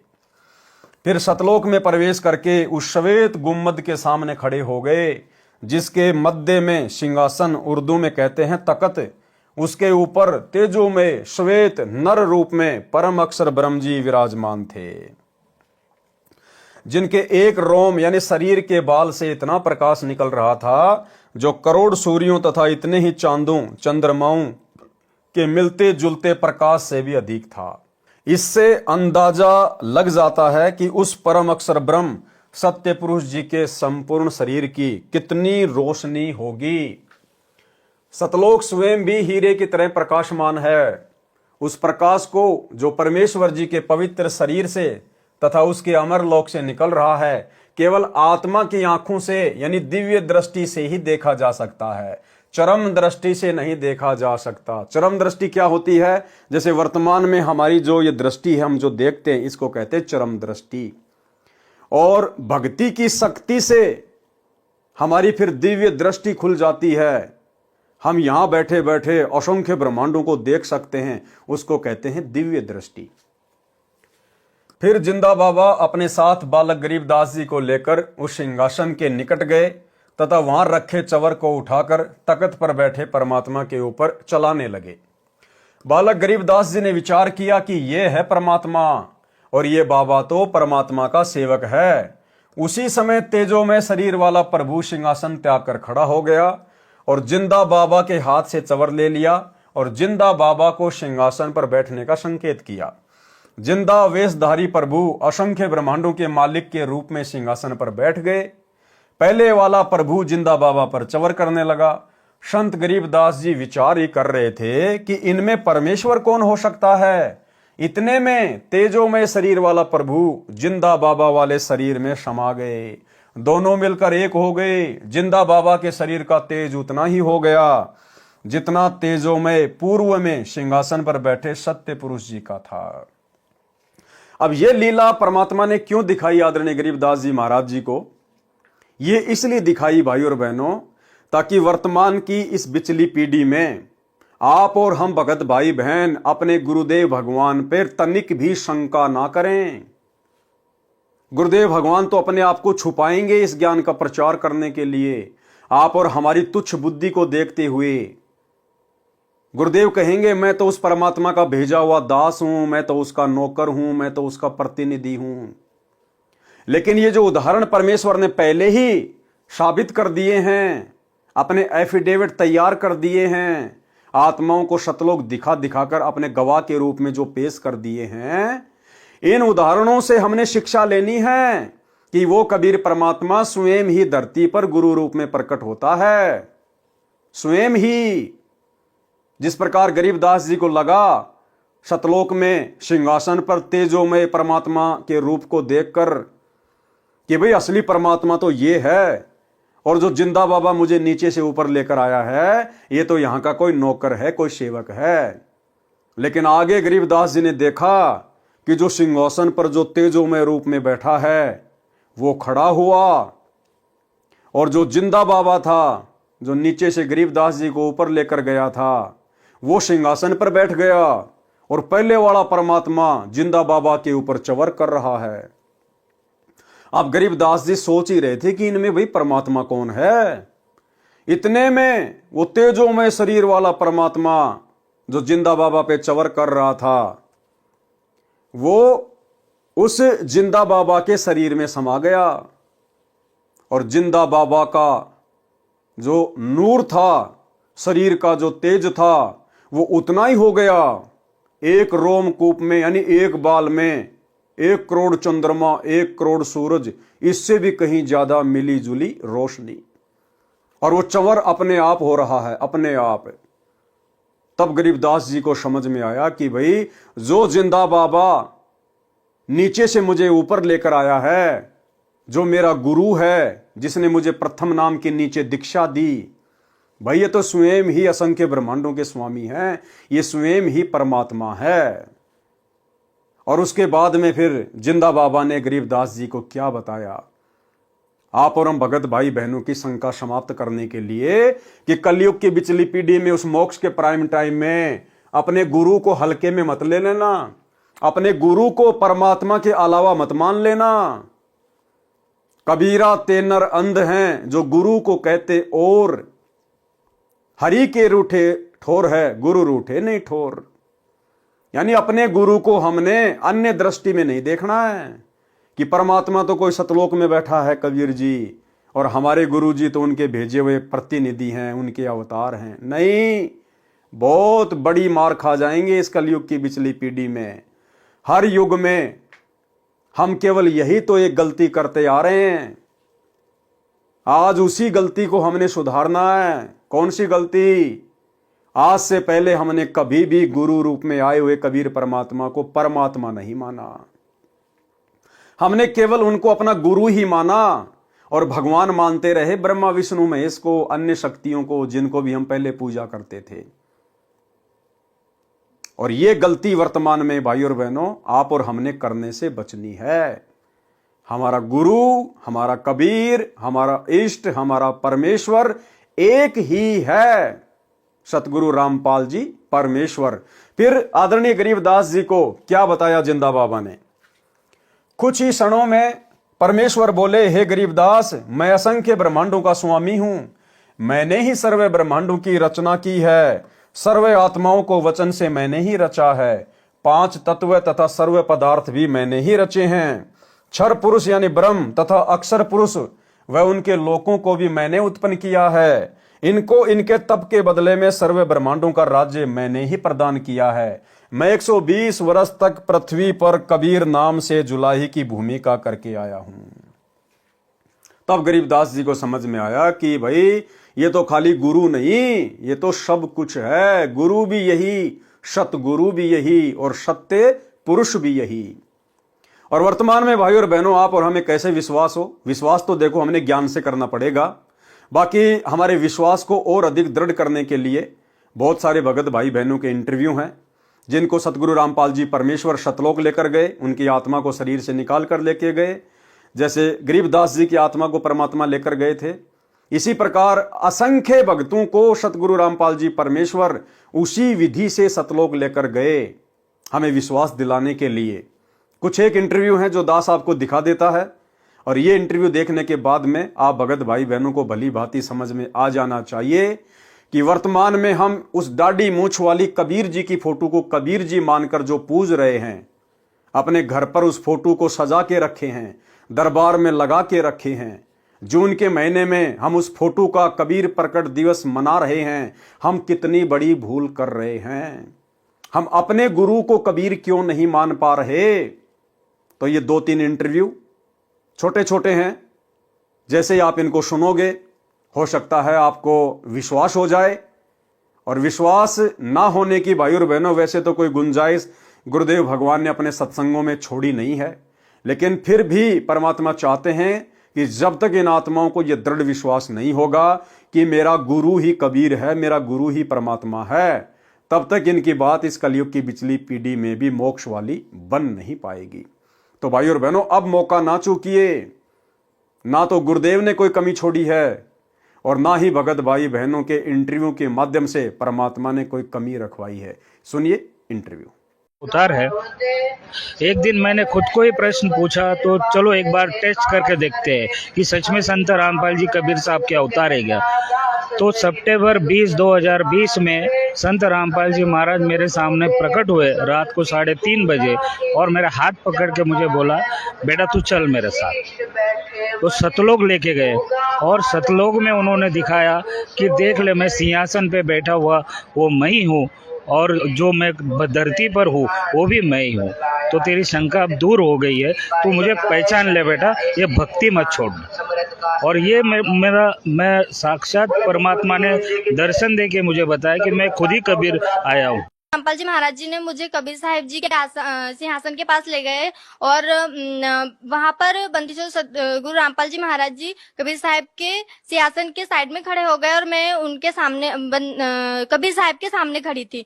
तो क्या हुआ, देखते ही देखते क्या हुआ कि बंदीछोड़ सतगुरु रामपाल जी महाराज कबीर साहिब के शरीर में समा गए और फिर अकेले कबीर परमात्मा रह गए। फिर कबीर परमात्मा का शरीर बंदीछोड़ सतगुरु रामपाल जी महाराज जी के रूप में चेंज हो गया। फिर बंदीछोड़ सतगुरु रामपाल जी महाराज जी कबीर साहिब के रूप में चेंज हो गए। फिर तब मुझे वहां पर समझ आया कि जो बंदीछोड़ सतगुरु रामपाल जी महाराज जी हमारे बीच यहाँ धरती पर रह रहे हैं, ये ही खुद कबीर परमात्मा है और यही भगवान है जिसे मैं बचपन से तलाश रही। तो भाई और बहनों, वीडियो आपने देखा और वीडियो देखकर आप लोगों ने विचार करना चाहिए, गुरुदेव के ज्ञान को आधार बनाकर चिंतन मनन करना चाहिए कि अभी भी यदि हम उस कागज के टुकड़े कबीर जी वाली मुर्दा फोटो को कबीर जी मानकर पूज रहे हैं तो हम इस कलयुग की पिछली पीढ़ी में भी कितना बड़ा धोखा खा रहे हैं।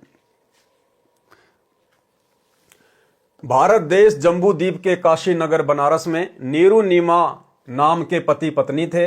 वे मुसलमान जुलाहा थे, वे निसंतान थे।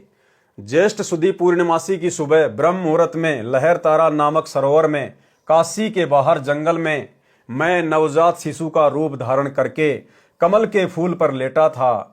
मैं अपने इसी स्थान से गति करके गया था। नीरू जुलाहा तथा उसकी पत्नी प्रतिदिन उसी तालाब पर नहाने जाया करते थे। उस दिन मुझे बालक रूप में प्राप्त करके अत्यंत खुश हुए। मुझे अपने घर ले गए। मैंने 25 दिन तक कुछ भी आहार नहीं किया था। तब शिवजी एक साधु के वेश में उनके घर गए। वह सब मेरी ही प्रेरणा थी। शिव से मैंने कहा था कि मैं कंवारी गाय का दूध पीता हूं। तब नीरू एक बछिया लाया। शिव को मैंने शक्ति प्रदान की। उन्होंने बछिया की कमर पर अपना आशीर्वाद भरा हाथ रखा। कंवारी गाय ने दूध दिया, तब मैंने दूध पिया था। मैं प्रत्येक युग में ऐसी लीला करता हूं जब मैं शिशु रूप में प्रकट होता हूं, केवल उस समय जब यह परमात्मा शिशु रूप में प्रकट होता है। और भाई और बहनों, प्रत्येक युग की शुरुआत में सतयुग, त्रेता, द्वापर और कलयुग, प्रत्येक युग की शुरुआत में परमात्मा इस प्रकार की लीला करते हैं। क्यों करते हैं? क्योंकि वेदों में परमेश्वर की महिमा लिखी हुई है कि जब वो परमात्मा शिशु रूप में पृथ्वी पे प्रकट होता है, अपनी अच्छी आत्माओं को मिलता है, उनको ज्ञान उपदेश देता है, उस समय उस परमात्मा के परवरिश की लीला कंवारी गायों के दूध से होती है। तो वेदों में लिखी हुई अपनी महिमा को सत्य साबित करने के लिए परमेश्वर चारों युगों की शुरुआत में इस प्रकार की लीला करते हैं। अन्य ना जाने परमात्मा करोड़ों अरबों बार प्रकट हो चुके हैं, होते रहते हैं, होते रहेंगे। तो बार बार परमेश्वर को कंवारी गायों का दूध पीने की आवश्यकता नहीं पड़ती है।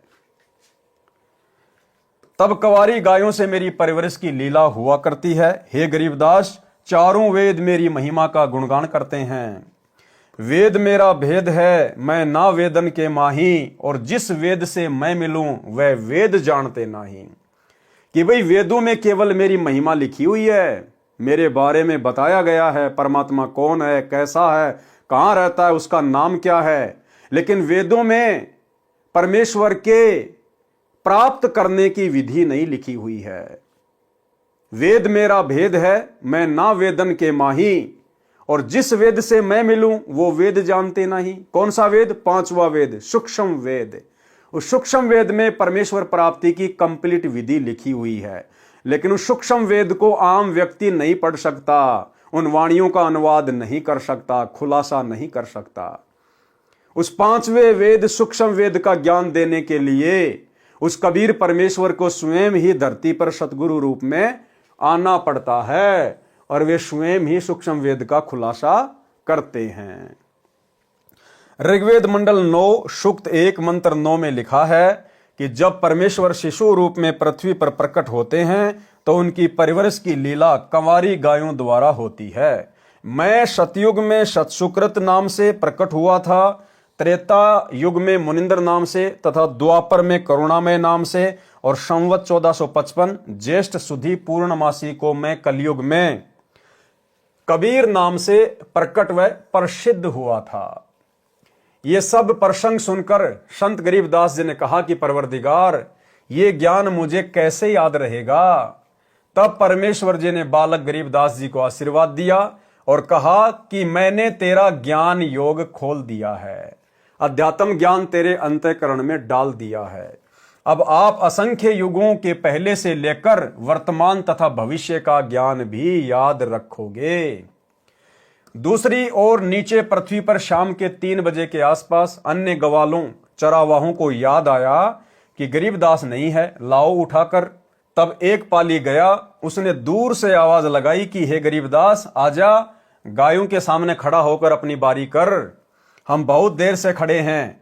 भगत गरीबदास जी नहीं बोले और ना उठे, क्योंकि पृथ्वी पर तो केवल शरीर था, जीव आत्मा तो ऊपर के मंडलों की सैर कर रही थी। उस पाली ने निकट जाकर हाथ से शरीर को हिलाया तो शरीर जमीन पर गिर गया। पहले सुखासन पर स्थिर था। गवाले ने देखा तो बालक गरीबदास जी को मृत पाया। उसने शोर मचाया, अन्य गवाले दौड़े आए। उनमें से एक गांव छुडानी की ओर दौड़ा। छुडानी गांव से गांव कबलाना के रास्ते पर वह जांडी का वृक्ष था, जिसके नीचे परमेश्वर जी जिंदा रूप में गरीबदास जी तथा अन्य पालियों के साथ बैठे थे। गांव कबलाना की सीमा के साथ वह खेत सटा हुआ था जो छुडानी गांव का है, जो गरीबदास जी का अपना ही खेत था। वह स्थान गांव छुडानी से 1.5 किलोमीटर दूर है। गांव छुडानी में जाकर उस पाली ने गरीबदास जी के पिता, माता, नाना, नानी को सब हाल बताया कि एक बाबा ने कंवारी गाय का दूध जादू जंत्र करके निकाला। वह दूध हमने तो पिया नहीं, बालक गरीबदास जी ने पी लिया। हमने अभी देखा तो वह मर चुका है। बच्चे के शव को चिता पर रखकर अंतिम संस्कार की तैयारी कर दी।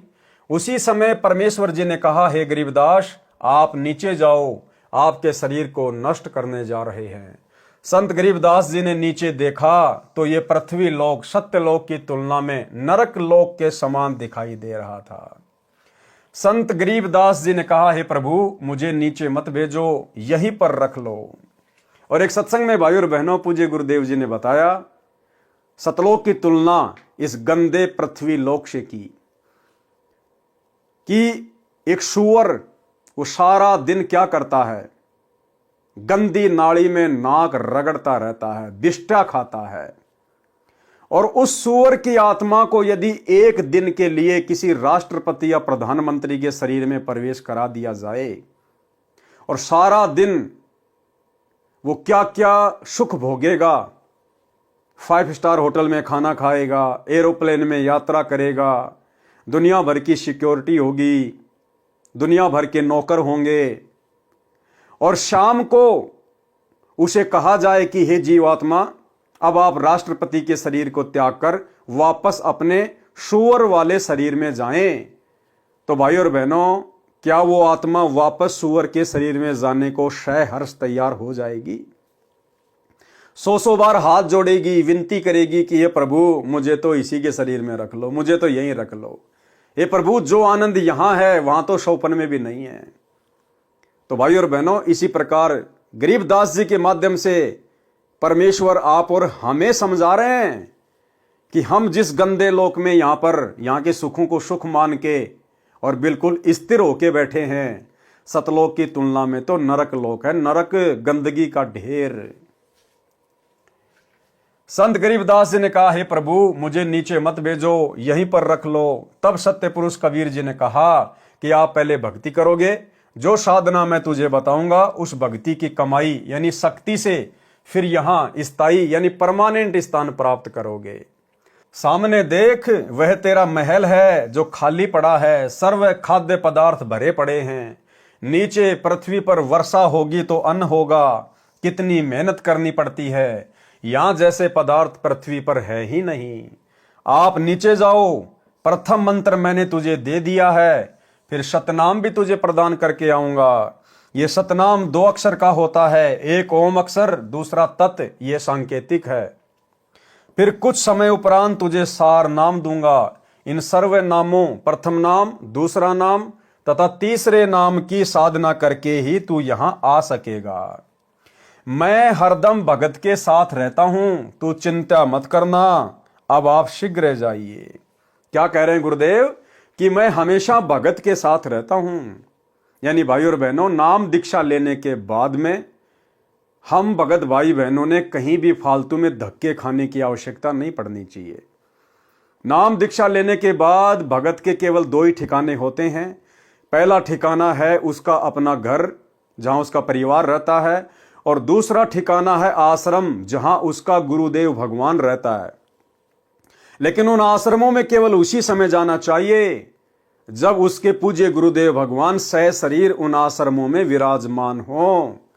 अन्यथा जैसा उसका घर वैसा उसका आश्रम। मैं हरदम भगत के साथ रहता हूं, तो चिंता मत करना। अब आप शीघ्र जाइए। इतना कहकर परम अक्षर पुरुष जी ने संत गरीबदास जी के जीव को शरीर में प्रवेश कर दिया। कुल परिवार के लोग चिता में अग्नि लगाने ही वाले थे। उसी समय बच्चे के शरीर में हलचल हुई। शव को रस्से से बांध कर ले जाते हैं, वह रस्सा भी अपने आप टूट गया। संत गरीबदास जी उठकर बैठ गए, चिता से नीचे उतरकर खड़े हो गए। उपस्थित गांव के व परिवार के व्यक्तियों की खुशी का ठिकाना नहीं रहा। बालक गरीबदास ऊपर को आंखें करके परमात्मा को देख रहा था, तथा जो अमृत ज्ञान परमेश्वर जी ने उनके अंतःकरण में डाला था वह अमृतवाणी दोहों व चौपाइयों तथा शब्दों के रूप में बोलने लगा। गांव वालों को उस अमृतवाणी का ज्ञान नहीं था, इसलिए उन्होंने सोचा कि बच्चे को बाबा ने फटकार मार दी, जिस कारण से बड़बड़ा रहा है, कुछ का कुछ बोल रहा है। परंतु परमात्मा का सौ शुक्र मना रहे थे कि लड़की का लड़का जीवित हो गया। पागल है तो भी लड़की रानी देवी अपना दिल रोक कर खुश रहेगी। ये समझकर महापुरुष गरीबदास जी को पागल गांव की भाषा में बावड़िया कहने लगे। इस घटना के 3 साल के पश्चात एक गोपाल दास संत गांव छुडानी में आया, जो संत दादू दास जी के पंथ से दीक्षित था। वह संतों की वाणी को समझता था, उसके महत्व को जानता था। वह वैश्य जाति से था, यानी बनिया जाति से था। संत वेशभूषा में रहता था। बनिए के घर जन्म होने के कारण कुछ पढ़ा लिखा भी था। घर त्याग कर संन्यास ले रखा था। अधिकतर भ्रमण करता रहता था, गांव-गांव में जाकर प्रचार करता था। कुछ शिष्य भी बना रखे थे। उसका एक बैरागी जाति का गांव छुडानी का भी शिष्य था, वह उसके घर रुका हुआ था। उस शिष्य ने संत गोपाल दास से कहा कि हे गुरुदेव, हमारे गांव के चौधरी का दोहता यानी लड़की का लड़का किसी साधु की फटकार से पागल हो गया है। वह तो मर गया था, चिता पर रख दिया गया था। लड़की रानी की किस्मत से बच्चा जीवित तो हो गया, परंतु पागल हो गया। सब जगह झाड़ फूंक करने वालों से भी इलाज करा लिया। अन्य दवाई पागलपन दूर करने की भी बहुत खिला ली, लेकिन कोई राहत नहीं मिली। उस शिष्य ने वह सर्व घटना भी बताई जो कंवारी गाय का दूध निकलवाकर बच्चे गरीबदास को पिलाने की घटित हुई थी। फिर उसने कहा कि कहते हैं कि संत की विद्या को संत ही काट सकता है, कुछ कृपया करो गुरुदेव। संत गोपाल दास जी ने कहा कि बुलाओ उस लड़के को। शिष्य ने चौधरी शिवलाल जी से कहा कि मेरे घर पर एक बाबा जी आया है, मैंने उसको आपके दोते गरीबदास के बारे में बताया है। बाबा जी ने कहा है कि एक बार बुलाओ, ठीक हो जाएगा, एक बार दिखा लो। अब तो गांव में ही बाबा आया है, बहुत पहुंचा हुआ संत है। शिवलाल जी के साथ गांव के कई अन्य व्यक्ति भी बाबा के पास गए, साथ में बच्चे गरीबदास जी को भी ले गए। संत गोपाल दास जी ने बालक गरीबदास जी से प्रश्न किया कि बेटा, वह कौन बाबा था जिसने तेरा जीवन बर्बाद कर दिया? प्रिय पाठकों को यहाँ पर यह बताना अनिवार्य है कि संत गोपाल दास जी संत दादू दास जी के पंथ से दीक्षित थे।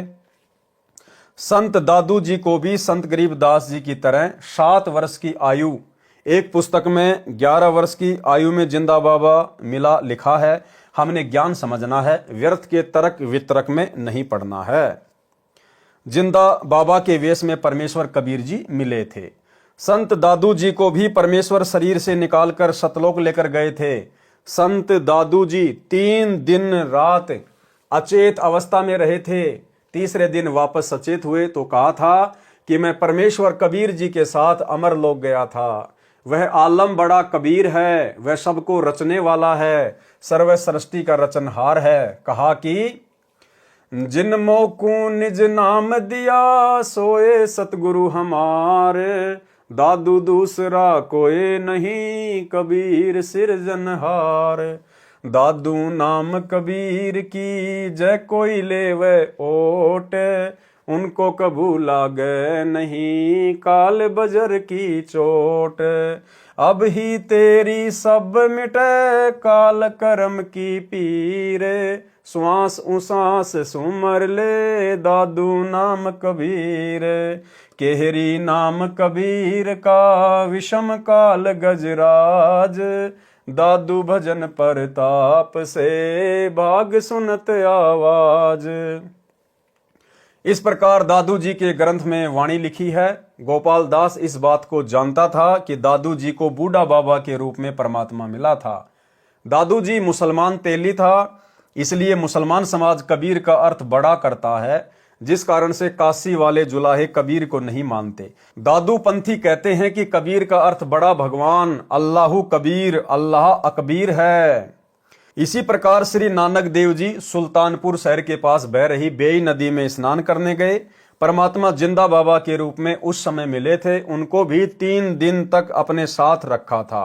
सचखंड यानी सतलोक लेकर गए थे, फिर वापस छोड़ा था। एक अब्राहिम सुल्तान अधम नाम का बलक बुखारे शहर का राजा था, इराक देश का रहने वाला था। उसको भी परमात्मा जिंदा बाबा के रूप में मिले थे। उसका भी उद्धार कबीर परमेश्वर जी ने किया था। संत गोपाल दास ने बच्चे गरीबदास जी से प्रश्न किया था कि तेरे को कौन बाबा मिला था जिसने तेरा जीवन बर्बाद कर दिया। संत गरीबदास जी ने उत्तर दिया था कि हे महात्मा जी, जो बाबा मुझे मिला था उसने मेरा कल्याण कर दिया, मेरे जीवन को आबाद कर दिया। वह पूर्ण परमात्मा है। गरीब हम सुल्तानी नानक तारे दादू को उपदेश दिया, जात जुलाहा भेद न पाया काशी माहे कबीर हुआ। गरीब अनंत कोटि ब्रह्मांड का एक रति नहीं भार, सतगुरु पुरुष कबीर हैं कुल के सिरजनहार। गरीब सब पदवी के मूल हैं सकल सिद्धि हैं तीर, दास गरीब सतपुरुष भजो अविगत कला कबीर। गरीब अजब नगर में ले गए हमको सतगुरु आण, जल के बिंब अगाध गति सूते चादर ताण। गरीब शब्द स्वरूपी उतरे सतगुरु सत कबीर, दास गरीब दयालु हैं डिगे बंधावे धीर।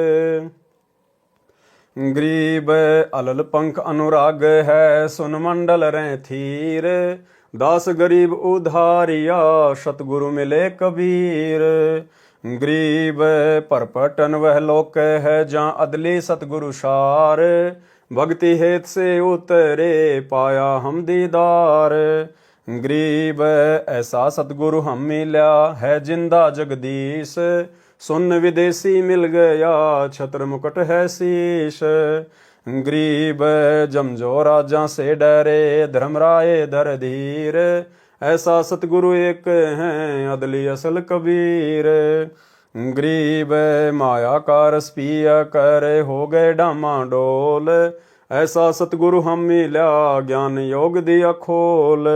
गरीब जमजो राजा से डरे मिटे कर्म के लेख, अदली असल कबीर हैं कुल के सतगुरु एक। संत गरीबदास जी को कौन मिला था? बाबा जी को उसका परिचय दिया। जो ऊपर लिखी वाणियों में संत गरीबदास जी ने स्पष्ट कर दिया है कि जिस परमेश्वर कबीर जी ने हम सबको, संत गरीबदास, संत दादूदास, संत नानक देव तथा राजा अब्राहिम सुल्तानी आदि आदि को पार किया, वह भारतवर्ष के काशी शहर में कबीर जुलाहा नाम से प्रसिद्ध हुआ है। वह अनंत कोटि ब्रह्मांडों का सृजनहार है, वह मुझे मिला था। ये उपरोक्त वाणी बोलकर संत गरीबदास 13 वर्षीय बच्चे चल पड़े। संत गोपाल दास जी समझ गए कि यह कोई सामान्य बच्चा नहीं है, ये तो परमात्मा से मिला है, ऐसी अमृतवाणी बोल रहा है, इस वाणी को लिखना चाहिए। ये विचार करके बालक गरीबदास जी के पीछे पीछे चल पड़ा और कहने लगा कि हे गांव वालों, ये बालक पागल नहीं है, तुम पागल हो। ये क्या बोल रहा है, तुम समझ नहीं सके। मुझे पता चला है ये बच्चा तो अवतार है प्रभु का, इसको तो जिंदा बाबा के रूप में स्वयं भगवान मिले थे। इसी प्रकार हमारे पूज्य दादू साहेब जी को भी मिले थे। दादू जी की सब वाणियां लिखी नहीं गई थी। अब इस बच्चे से सर्व वाणी लिखवाऊंगा, मैं खुद लिखूंगा। ये वाणी कलयुग में अनेकों जीवों का कल्याण करेगी। संत गोपाल दास जी के बार बार आग्रह करने पर संत गरीबदास जी ने कहा, गोपाल दास जी, यदि पूरी वाणी लिखे तो मैं लिखवाऊं, कहीं बीच में छोड़ गए तो नहीं लिखवाऊंगा। संत गोपाल दास जी ने कहा, महाराज जी, मैं तो घर से निकल चुका हूं परमार्थ और कल्याण कराने के लिए। मेरी 62 वर्ष की आयु हो चुकी है, मुझे इससे अच्छा कोई कार्य नहीं है, आप कृपया करें। तब संत गरीबदास जी तथा संत गोपाल दास जी बेरी के बाग में एक जांडी के नीचे बैठकर वाणी को लिखवाने लगे। वह बेरी का बाग संत गरीबदास जी का अपना ही था। उस समय छुडानी गांव के आसपास रेतीला क्षेत्र था, जैसे राजस्थान में है। वहां पर जांडी के वृक्ष अधिक होते थे, उनकी छाया का ही प्रयोग अधिक किया जाता था। इस प्रकार संत गरीबदास जी ने परमात्मा से प्राप्त तत्व ज्ञान आंखों देखा हाल वाणी रूप में बोला तथा संत गोपाल दास जी ने लिखा। लगभग 6 महीनों तक ये कार्य किया गया। फिर जब जब किसी से वार्ता होती तो संत गरीबदास जी वाणी बोला करते थे, तो अन्य व्यक्ति भी लिख लिया करते थे, जिन सबको मिलाकर एक ग्रंथ रूप में हाथ से लिखा गया है। संत गरीबदास जी के समय से ही इस ग्रंथ का पाठ करना प्रारंभ हो गया था। अब देखो भाई और बहनों, क्या कह रहे हैं परमात्मा कि संत गरीबदास जी के समय से ही, यानी लगभग 300 वर्ष पहले ही इस अमर ग्रंथ का पाठ शुरू हो चुका था।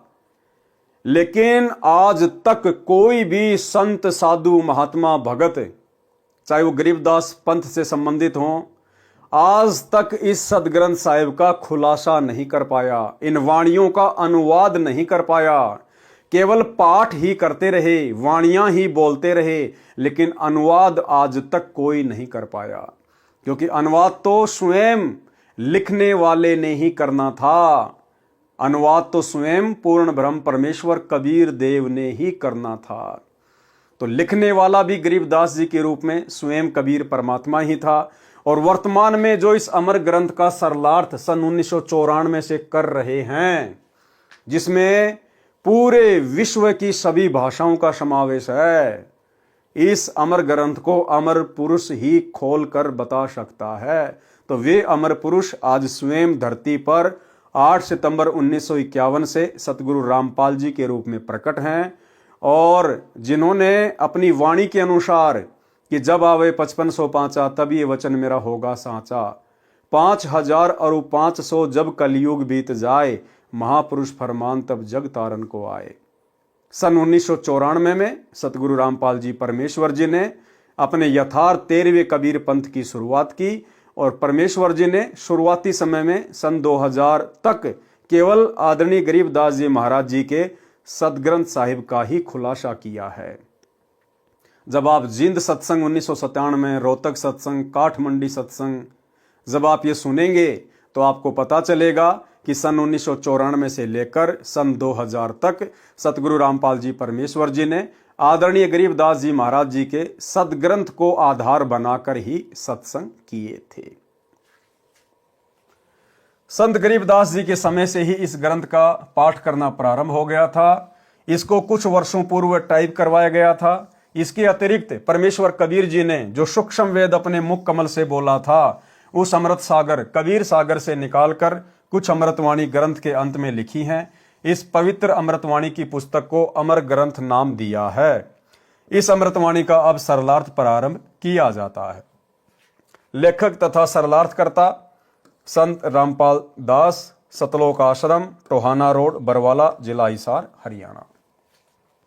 तो भाई और बहनों, पवित्र ग्रंथ मुक्ति बोध के सरलार्थ पर आज केवल हम इतना ही लेंगे और कल रात्रि 8 बजे सभी भाई बहन एक बार फिर से दास के फेसबुक पेज पवन दास इस लाइव के ऊपर लाइव जुड़िए।